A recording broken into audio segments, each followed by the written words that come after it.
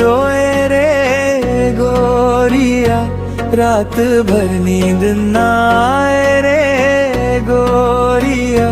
तोर माया में इतना डूब गेली, अब तोर बिना जीना पाए रे गोरिया। पहले पहले जब तक देखली, दिल मोर धीरे धीरे हार गेल तू। तोर हंसी के जादू है ना चल, सपना मोर सच्चा प्यार बन गेलक। आँखी में तोर फोटो बसल रे, मनवा तो के ही बुलाए रे गोरिया। तोर बिना दिल रो रे गोरिया, रात भर नींद ना आए रे गोरिया।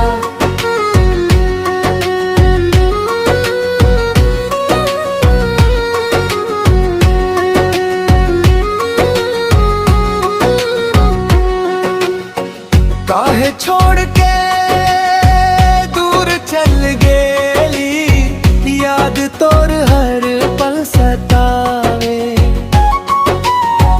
बरखा के पानी संग संग अब आंसू मोर छुप के बह जावे। टूटल सपना के टुकड़ा जोड़ू, दिल फिरो तो के चाहे रे गोरिया। तोर बिना दिल रोए रे गोरिया, रात भर नींद ना आए रे गोरिया।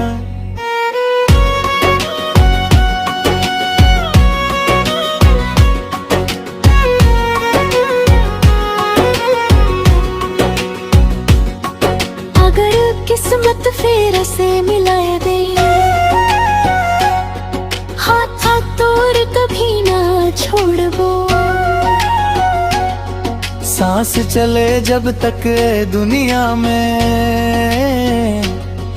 मैं आ तोर दिल में जोड़बो।